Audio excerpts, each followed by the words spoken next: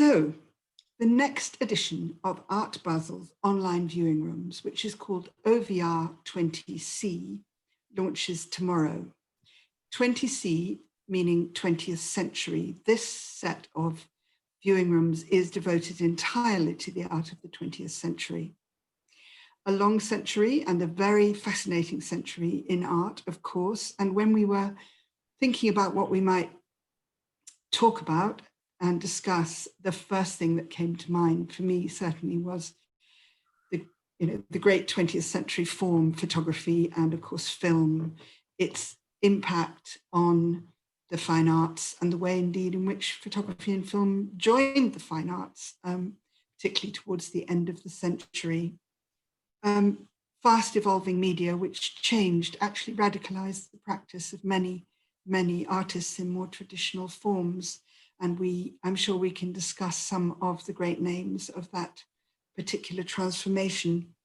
So to reflect on photography's relationship with the fine arts and discuss perhaps also a little about collecting photography and exhibiting photography, I'm delighted to be joined today by two wonderful panelists. We have Erica Baum, who is speaking to us from New York, where she lives and works. Erica is a photographer and artist, of course. She has an MFA in photography from Yale, and her work has been exhibited really across the world. In the OVR 20C, she's actually exhibiting with her French gallery, Galerie Crèvecoeur. And her work is very unique and unusual and special. She works using printed paper, books, catalogues, words, effectively words. I mean, her work is almost as much concrete poetry as it is photography, all very 20th century, you might say. So we'll come to some of that later, Erica. I'm also really delighted to be joined by Sam Stourdzé, who is a specialist in contemporary image and the relationship between art, photography, and film, exactly what we are really focusing on today. So Sam, you can really talk to this subject. He was for 6 years the director of the Rencontres d'Arles, and as a curator, exhibition organizer. And he has just moved to, or rather back to, because he's lived there before, back to Rome, where he is the new director of the French Academy in Rome, a job he only took up a few weeks ago. So we can, so welcome Sam, and we'll have lots and lots to talk about there. So let me just turn back to you, Erica. It does strike me that the materials that you use for your work, which include things like chalkboards and library catalogues, I mean, you have to be, over 40 probably to even remember what a library catalogue was. They don't really have them anymore, they're always online. Things like that, which are very, very much of the 20th century, not of the digital age, not of the 21st century. I thought we might just see a few of the images now that you're showing in, yes, here we are. Tell us a word or two about these images as we're looking at them, would you, Erica? Certainly. Well, this work was what I would consider in a way my breakthrough work, because I just started developing it towards the end of my time in graduate school at Yale. And it brought together my interest in anthropology and language and poetry and linguistics. I'll describe what we're looking at. This is a chalkboard, and I started taking my view camera to classrooms at Yale in between classes and looking at what was left on the blackboard from the professor that was, not meant to be, it was just partially erased what was left before the next lecture when they would clean the board and start over. And what excited me about it was the way in which it became photography in every sense. I'm capturing something which is really ephemeral. I'm kind of locking it in when normally we would walk past it and not notice it. So it kind of brings our attention to something, makes us look, makes us think. And for me also, because it was looking at language in this kind of reference, non-reference, Roman Jakobson sort of 6 lectures in meaning type of way. It really excited me because I had studied linguistics and thinking about the signifier and the signified. So it just kind of, for me, visually encapsulated a lot of things that I didn't realize I would have been excited to bring together. And from that moment of photographing, I realized that looking at words in a visual field would be a nice journey for me. And that was just the beginning of the journey. These are erasers. Again, these are things that are abstract image. They're also, as you said, I did not start out looking for things that were obsolete, but they quickly became obsolete. You hardly ever see chalkboards now too, because you have smart boards and things like that. So you have to kind of, I think in photography, no matter what you do, you're embracing something that may change. And so you're giving us something from the past into the present. There was a Walker Evans phrase, something about the past and the present, that when you look at something, you're seeing the present and the past. I forget how he said it, but that's something I think is inherent to photography. And these are card catalogs. I can explain these as well. So again, I started this at graduate school and I carried it on afterwards. It was really my last semester there. It's a 2-year program. And I love the fact that I had access to all these buildings. I grew up in New York City, and in New York City, there are many buildings that you can't just wander into and enter. But when I was on the campus at Yale, as a student, I was allowed to wander around and wander in and out of buildings. And because I was photographing in the classrooms and looking at card catalog at blackboards, I was always walking around with my view camera and my lights. And one day, the classrooms were busy. They were occupied with high school students who were taking statewide exams. Not a normal thing for that time period, but I wanted to photograph. So I took my view camera and my lights and I went to the library and I pulled out card catalogs, drawers, and started photographing the words found in the drawer. And again, it was like these are things I can talk about after the fact. In the moment, it was me wanting to do something, wanting to experiment, wanting to photograph. And again, not thinking these were quotidian things. These were ways that people did research. It was completely straightforward and not a commentary on past ways of researching. But I've accepted the fact that it now includes that as part of what it's doing. Yeah, absolutely. This is lovely. Yeah. Encyclopedia of microscopic stains. I like that. It's pure poetry. It's so big and so small. Yeah. I think we've got one more, have we? One more image. No, perhaps that's all we have. Anyway, well, thank you so much for talking us through those. Very, very beautiful and evocative work. And as you say, I mean, it does bring home to us that photography is a time-based art in some ways, and that's part of its power.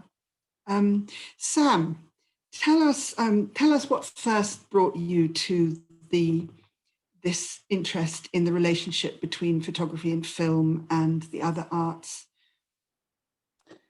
Oh, that's a huge question. First of all, a big question. Yes. I'm very happy to be with you and to share with you this time.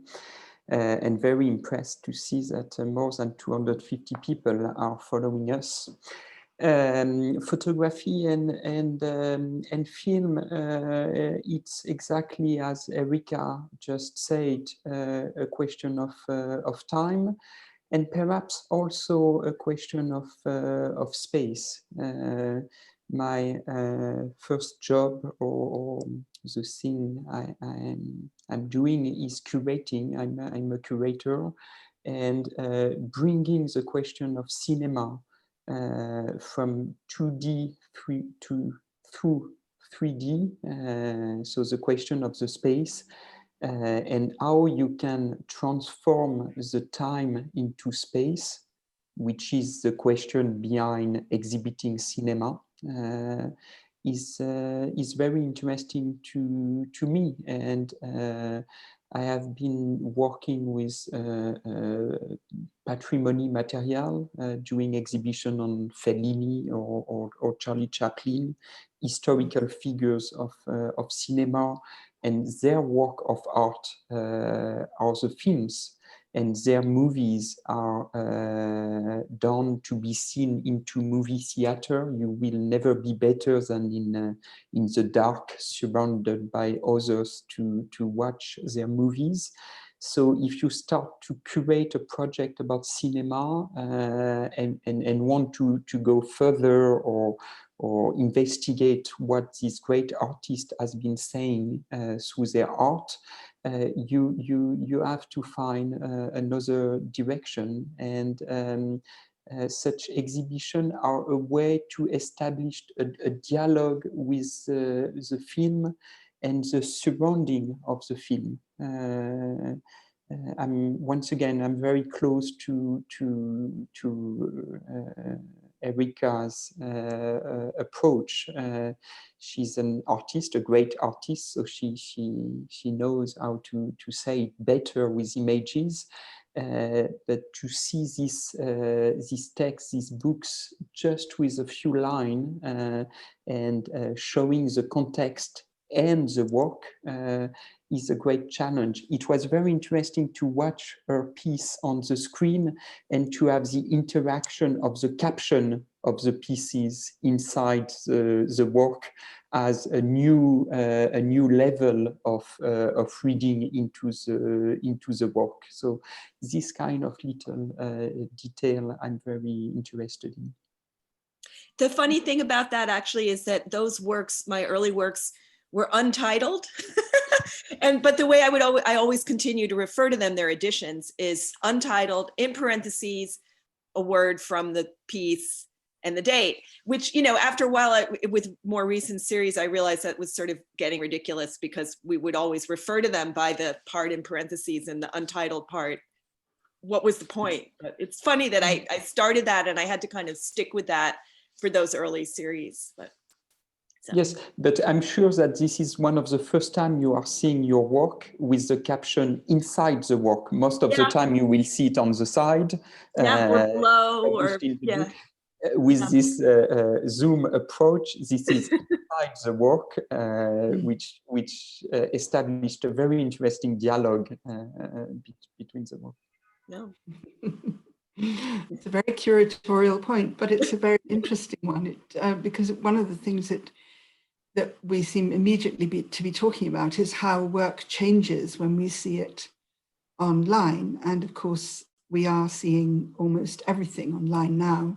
We have been for months, and unfortunately, it looks as if we're going to go on doing that for quite a few more months. Erica, do you find that it has been hard to see your work in various kind of digital forms and to know that that's the only way that many people are going to see it? Or do you quite relish the I don't know, the mind-opening possibilities of that? It's a little bit of both, because with some of my projects, like for example, the dog ear work, where it's there really are kind of juxtaposing that question of concrete poetry, because there's so much, they're very compact and very much textual, but they're also visual.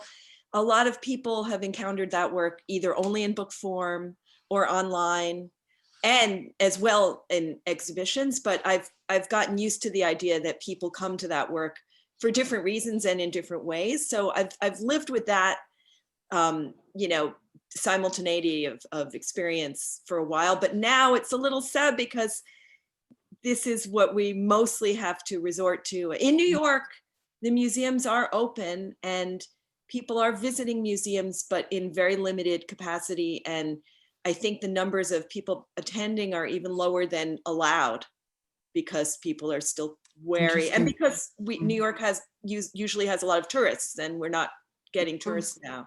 So I know that I'm in 2 exhibits right now, one at the Whitney Museum of American Art and one at the Metropolitan Museum of Art. And I hope people can go and see them, and people are, but not in the way that we usually do. Yes. Sam, you are working now at the Academy with artists who are on residencies and developing their work, developing ideas. And of course, you have huge experience of working with artists. Do you find on the whole that artists, particularly in photography and film, are they finding it liberating, the online experience, or are they finding it something that is a difficulty? Is it making a big difference, do you think, to artists' practice? Another difficult question to answer. For sure, we are in the middle of a big change, and it is difficult for everybody and for the artist. In the meantime, it should be also a great opportunity to change and to change our practices. And we see a lot of artists that want to develop another approach, that want to take more time, that want also the places where they go to exhibit or to set up themselves. When you are an artist, sometimes you have the chance to be free to travel and to decide to live in a place for a certain period of time. And they don't want any more than a place look like the other. And this is true that in the recent year, from the exhibition rooms to the look of the cities, we have the impression to go from the same to the same.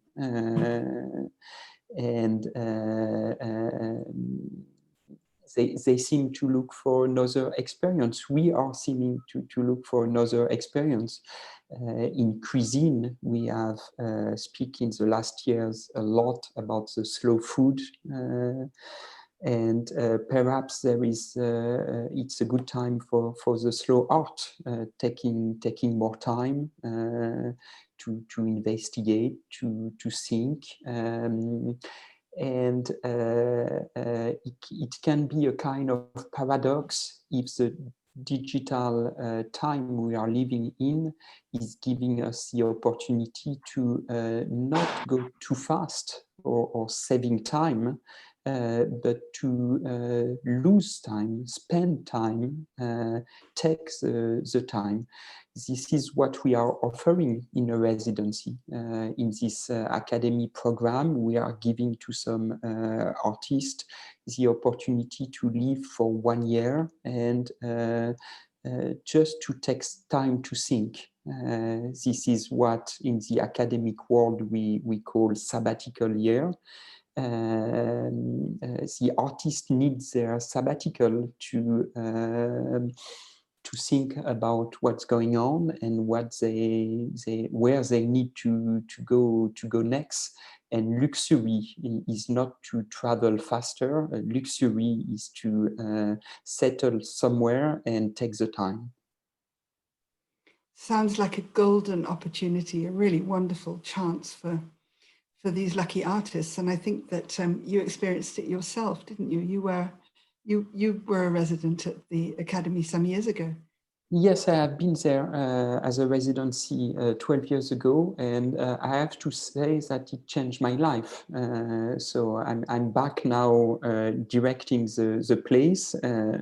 It's a lot of work and no time to stop, but to give the opportunity to the creators, to the artists. It's actually not only artists. What is very interesting is that for 1 year, multidisciplinarity are living together, musician, art historian, artists, photographers, writers, filmmakers, and they share their life. I have been a director museum or festival director, always being how do you say in English, downstream the creation, and I am upstream now. At the time, an artist is just starting to think about the new project. And when you stop for a minute and start to think,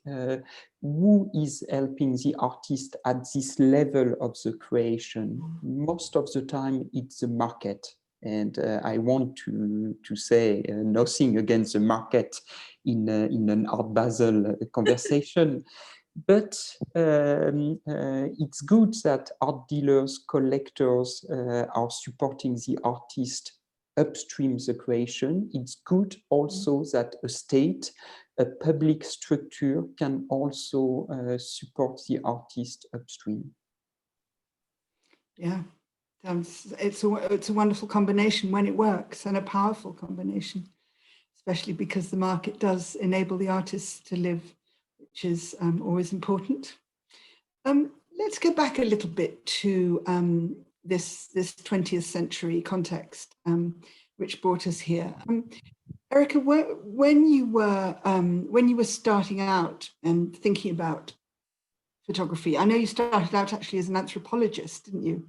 Interestingly, but when you were, first really kind of falling in love with your camera, who were the artists or photographers who meant a lot to you? Who were they would of course have been 20th century greats, I imagine, but which were the ones that really kind of spoke to you and had an impact on your work?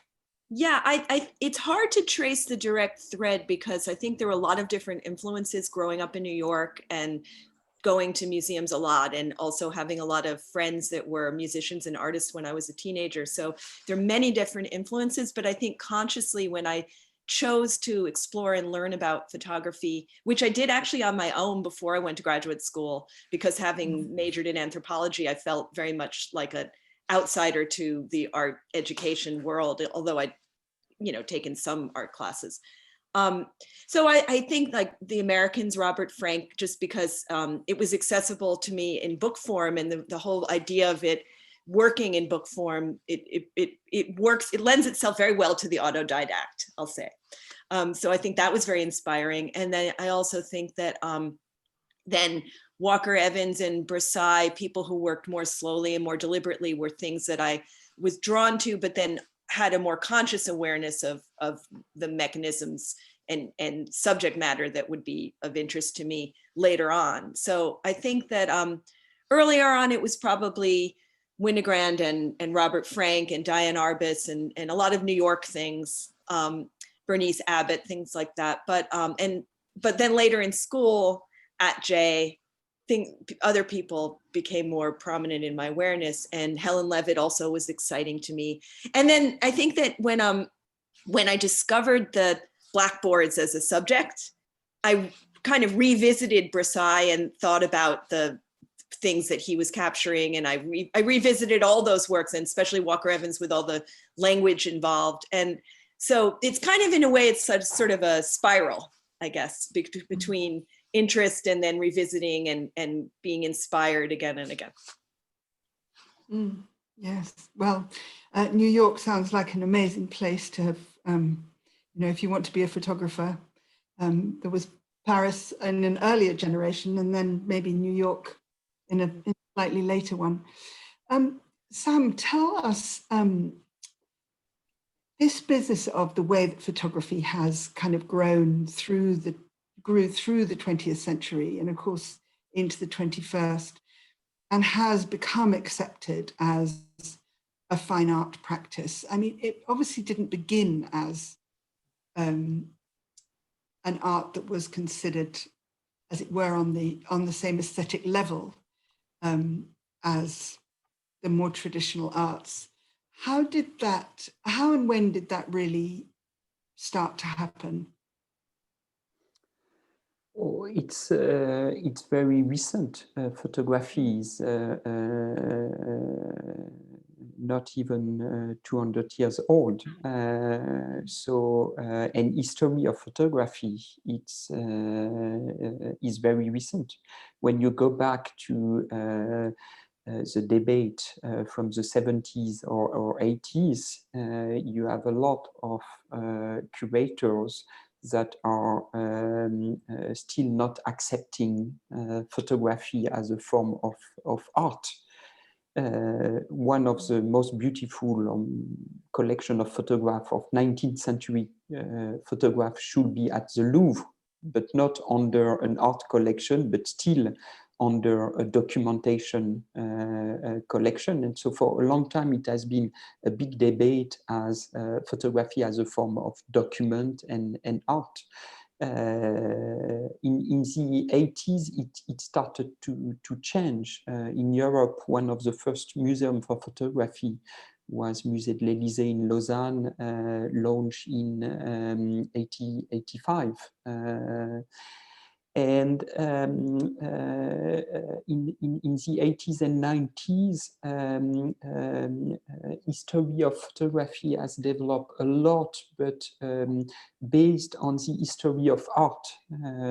We have set up an history of photography with masterpieces and masters.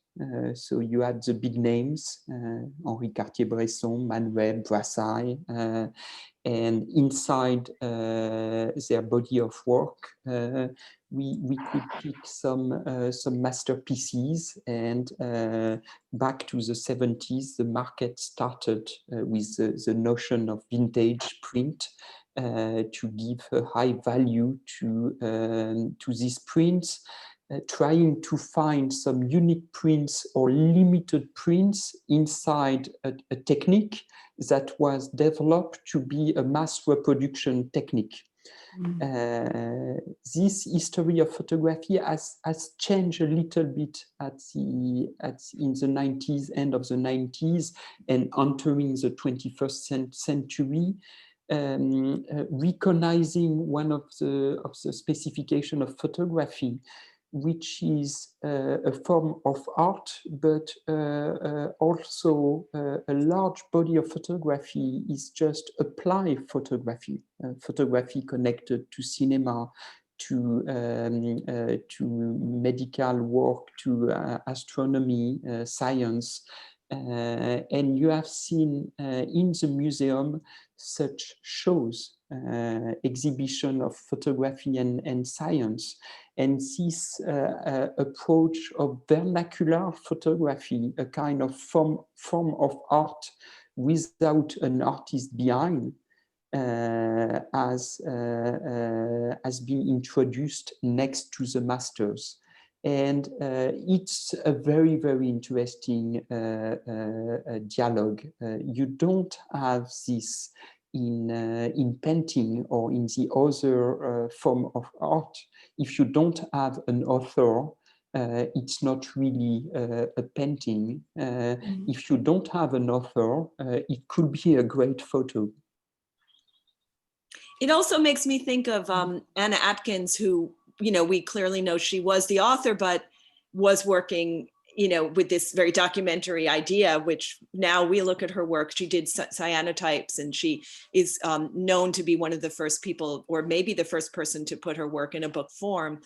They're beautiful. They're absolutely stunningly beautiful. We can't look at them and not think of it as art, but apparently that was not the driving. Initially, her father was a scientist, and she was looking at ways to document seaweed.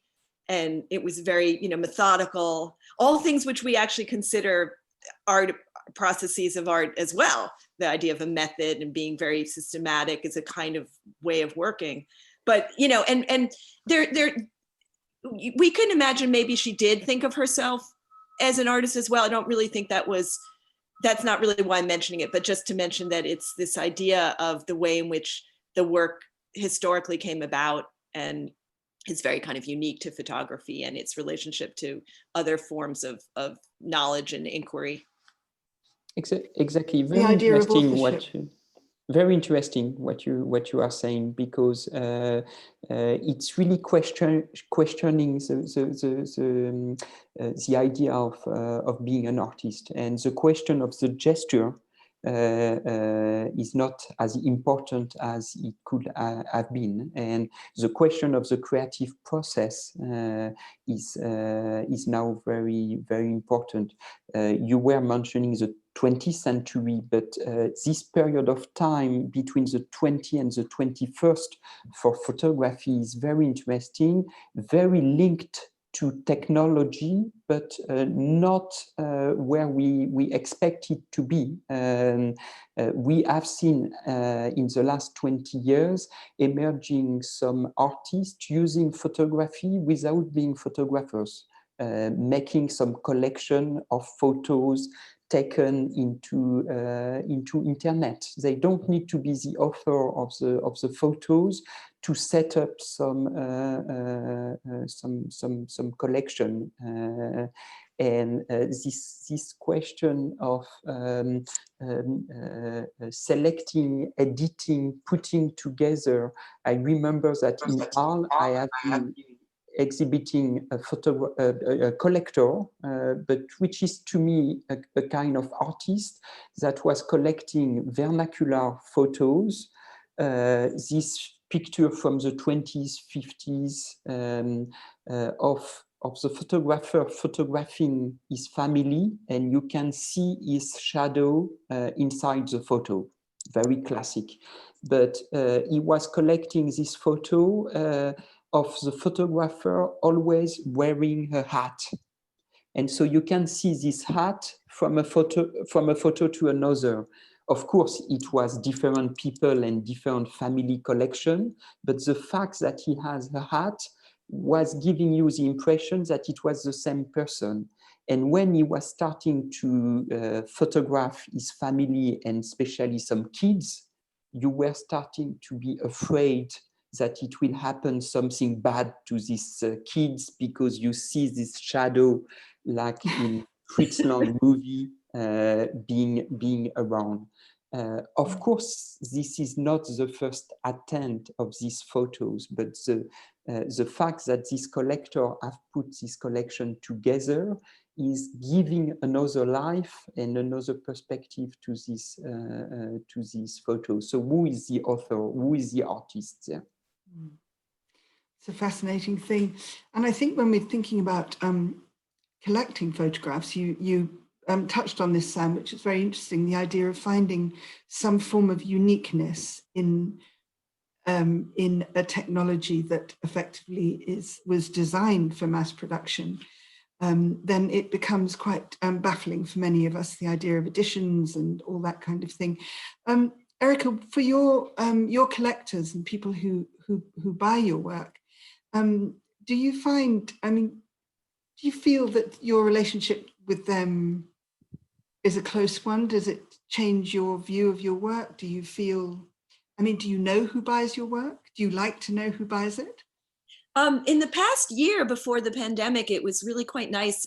There were a number of collectors who expressed an interest in meeting me. And so I had a number of nice encounters and got to know some of them and got to see their collections and see how my work was situated in it. And it was a pleasure. I always feel, I don't think you can really think about it too much consciously when you're working, but it's a nice sort of extra thing that the work is out there in the world. And most of the time I don't have access to the way in which it's out there in the world. But when someone reaches out and I get to meet them, it can be wonderful. There are people who love art and they're very enthusiastic. And so it's actually a pleasure. Because that's in a way the next stage, isn't it, of the authorship question that we've been talking about, that now people not only want there to be an author, an artist and a name, but they also want there to be a person and a personality, and then they want to meet you, and then yeah, well, it's like books. If you write a book and then you have to do a book tour and you have to be, it's a whole other skill, which exactly. You're writing alone is not necessarily the skill you're most engaged with, but it's another skill. Sure, and that's also quite recent. I mean, years ago, people didn't. Now then, I've got a few questions coming in, which I must put to you because, of course, our time is, oh God, slipping away. I've got several questions here. So there's one from somebody called Leslie Cunningham who says, Leslie, I don't know if you're a he or a she or a they. I'm really interested in the idea of photography capturing ephemeral moments. I love the idea of Polaroids for that reason and have reservations about digital photography because so much of it's been photoshopped, otherwise altered.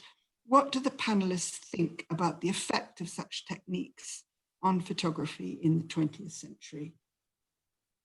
I don't know whether that's something that, I mean, it's probably something you're asked all the time.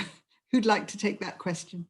I'll start. I'll just say a little quick thing about Polaroids. They're such a sort of amazing technology that never, I remember using them. I had a really close friend in high school and she was taking a photography class and she was interested in Polaroids and in manipulating them. It was this Lucas Samaras type of idea. And she had me pose for her.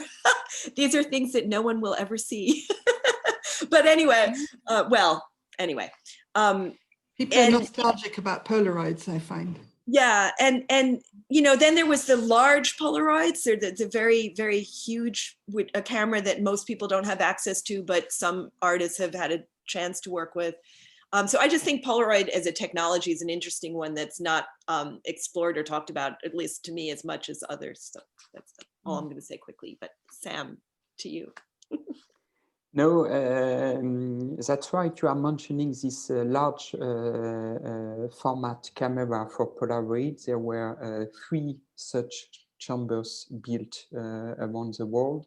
It's a kind of utopia from the 20th century. And photography is very connected to utopias. But Polaroid is this great instantaneous technique or technology developed in the 50s. It's like going to the moon. It was possible in the 20th century. It will be very complicated today to go again. Polaroid was possible to do 70 years ago. It has been lost. Some have tried to develop it again without success. It's a great nostalgia to a lot of us. I was just saying that photography has been a question of utopia. For a long time, this question of reproducibility of photography has been a big technological challenge and was possible. The second utopia of photography was the question of color, going from black and white to color, being able to show the reality in color. Was the second, and the third was the question connected to time, reducing the time posing from a few minutes to a few seconds, from being instantaneous. And Polaroid is from this third utopia. The question of techniques is always very interesting, and you have a lot of books that will read history of photography through an history of techniques, but by the end it's not very interesting. The question of technique is not there. The question of the creative process is much more interesting, to me at least. I agree. Well, your mention of utopias brings us to another question here from Stephanie O'Connor, who's actually asking a question about, well, really about our fear of the camera in an age of being sensitive to the idea of surveillance. Talking about the coming of an age that doesn't like the camera. Well, I don't know. I mean, given everybody's passionate keenness on selfies and everything else, I think we're a long way from an age that doesn't like the camera. But certainly there is a question perhaps of being a little suspicious of the camera, but I don't think that that really has a lot to do with fine art photography, but I don't know. I mean, Erica, have you found that that when you have a camera with you, people like you better or like you less? Well, I actually, scary thing. I think that when I used to do back, when I was sort of starting out with photography and doing street photography, and I'd walk around with a 35mm camera, that was problematic because people would say, why are, I would try to be unobtrusive. That was my interest, because I was trying to capture a scene without my engagement with the scene. Nowadays, frankly, I can walk around with my iPhone and take pictures and nobody notices because it's so ubiquitous. And so in a way, I feel much more invisible and much more unobtrusive in that sense, for that kind of photography. And I would say as well that most people seem to be now more exhibitionist as well. So, the selfie thing that you mentioned and just the sharing of everything. So I do think everybody is also wary of surveillance because they're wary of government. But in terms of the individual using the technology, I feel as though it's much more democratic and everybody's out there taking photographs of each other. And anytime there's an event or, for example, some atrocity taking place, the fact that people are recording it and taking, sharing what they've recorded has been a way for people to understand the issues of injustice. That's a big topic. It's a big issue in the fact of that. So you can flip it around. You can say that surveillance, if it's from the people, making sure that other people are held to account is a good thing. I mean, we need that with the police. Some of the actions would go unknown if citizens hadn't been photographing or filming. You've been joined by a very beautiful cat with green eyes. I'm jealous now. I put my cat out of the room. It's a cat of surveillance. I'm exactly. As soon as we started talking about surveillance, those eyes came. Beautiful. Well, I think we've only got time, I'm afraid, for one very fast one. I'm sorry, Jan. Oh, please, yes, come on. I'd like to answer very quickly to the question of the surveillance, because I'm very interested in this question, to expand it a little bit on the question of societal issues about photography. Surveillance, there is a lot of exhibition about it and a lot of artists working around this question from a very interesting perspective. But it's a more general question we can ask about photography. Photography and images is everywhere today in the society, and our responsibility as cultural institutions is to do this link between the artist and the public, the subject and the public. We are in the changing society that is swapping from textual to visual. And we have a big issue to all together, which is that at school and in society in general, there is no way to learn how to read images. We are taught at school how to read a text, but not how to read an image. And the power of tomorrow will be there. Our kids, our teenager kids, they speak to each other through stories on Instagram. They play with images, they communicate with images. And there is a big challenge there, because images can lie, images can tell exactly as a text. We know at the end of the school how to quote a text, how to replace a text into the context. Images have exactly the same grammatic rules. And there is a lot to do on this subject. It has a little bit to do with this question of surveillance. It's a fascinating one, really fascinating. Well, I've got so much coming in, and they're almost all now, the messages, they're almost all about your cat. I knew that with the cat, I will win the game. Admiration Society for your cat. Thank you, Alaska. But some very interesting questions, which sadly we don't have time for. I'm very sorry to our listeners that we don't have time to take all your questions. There's a very interesting one about conservation, about images in the future. And then one, I knew we'd have this, saying, how does an artist apply for residency? Well, I think probably you have a website so you can find it. I'm so sorry that we're out of time. I've really enjoyed talking to you very much indeed.